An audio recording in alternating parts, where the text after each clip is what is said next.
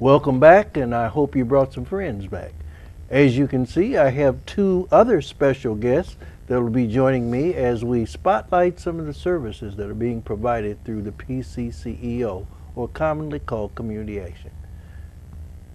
The two people that I have sitting immediately to my left is Melinda Duncan, and to her left is a familiar face, Peyton Harris. Welcome to CAPtions. Thank you. Thank you.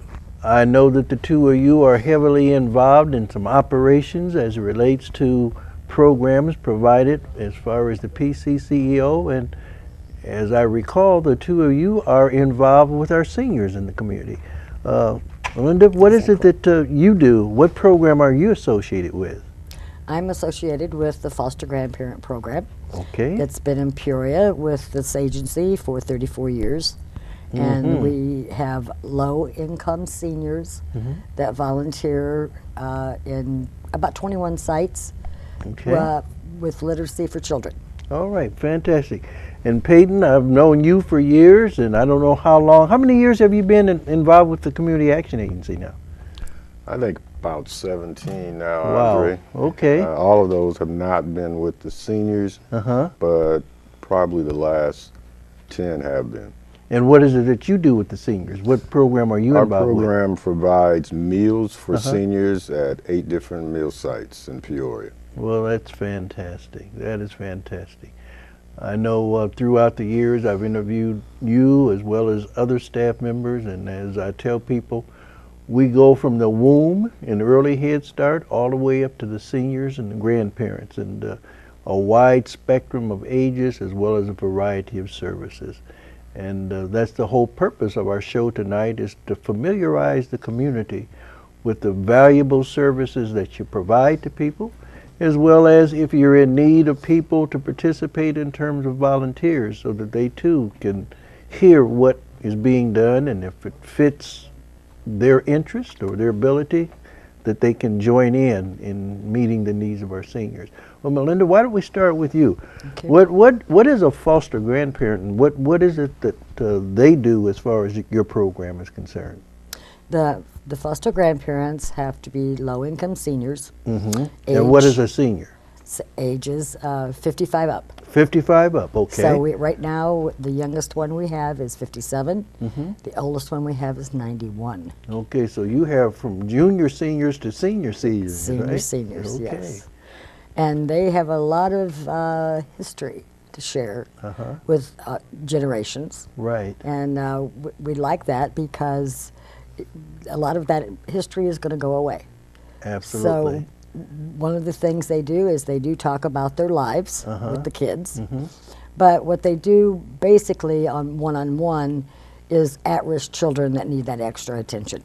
I see. Okay. So some of the seniors volunteer 4 hours a day, 5 days a week. All right. Up to 8 hours a day, 5 days a week. My Lord. So one of the really good things is that that child gets to see that same face every day. And that extra attention, it's just really wonderful to see a child smile. Absolutely. And be happy. Absolutely. And know that grandma, you know, their names, even when they see them in the community. They will run up and say, "Hi, Grandma, how are you today?" I mean, it's really amazing. And one of the other things, this past year, the grandparents provided 61,397 hours. Wow, that's to 236 at-risk children one-on-one, and basically another 600 in small groups. Okay. Is program also open for men to be a grandpa? Oh, yes. Okay. Do you have many men that volunteer, participate? I assume that there's more women that get involved, but I may be wrong. You know, there's a lot more women. Okay. But the grandfathers that I have right now, there's only 5. Only 5 out of how many?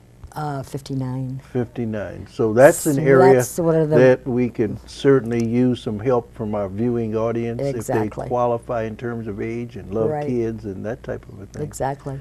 Well, that's great. That intergenerational contact is probably as valuable, if not more valuable today than it's ever been before. Exactly. And the world is so different from when the grandparents today were kids compared to what kids are exposed to today, both positive Exactly. as well as negative. So probably when some of the grandparents share some of the things that they did when they were little, it's almost like foreigners coming to America because they say, "Grandpa, what's that?" or whatever. Just as many grandparents don't quite understand some of the things and games that the young kids are playing. True. But it's that personal contact, it's that stability, it's that love.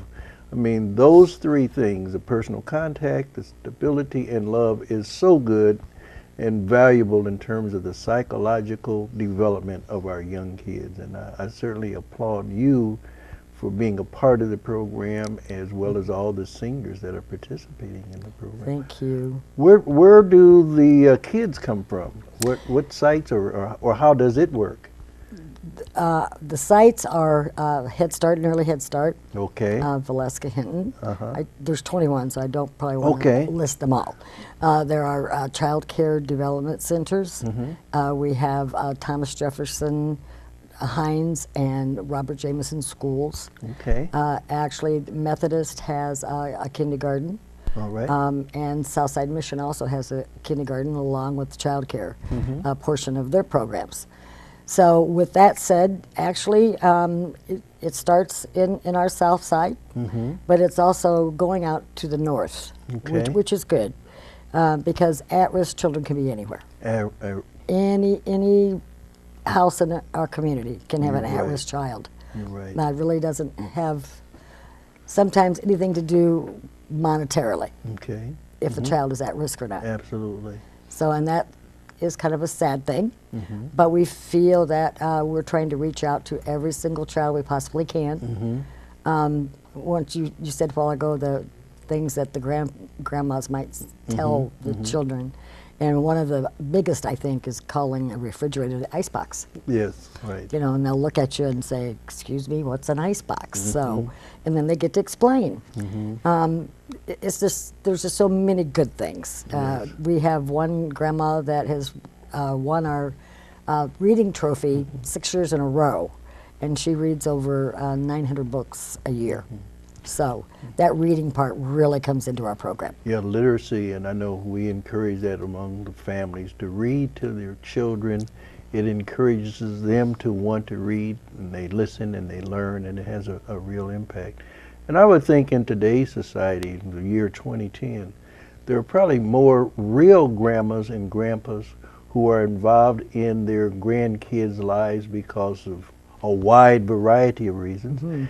And this may give an opportunity to individuals who biologically never had the opportunity to be a grandma or a grandpa, can take up another child or children and share that same love and experience that they may not be able to have. I tell the same thing to men, that even though biologically you may not have had a child, there are so many kids, whether they're nephews and nieces or the little kids down the street or whatever, that if you have something to offer, if it's no more than just tell them a story, or take them fishing, or play ball with them, or that kind of stuff.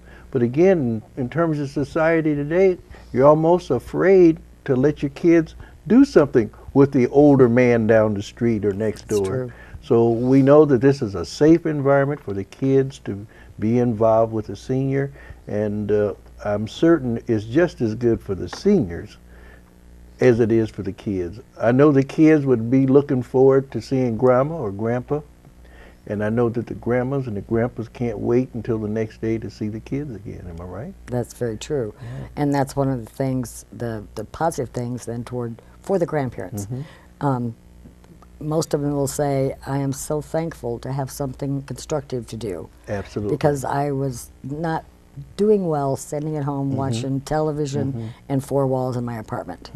So there's very, very good on both sides. Right. It's a win-win situation. It sure is. And in our program, grandparents raising grandchildren is probably about 25% of the ones that I have. They're also raising not just grandchildren, but great-grandchildren sometimes. Right. So Yeah.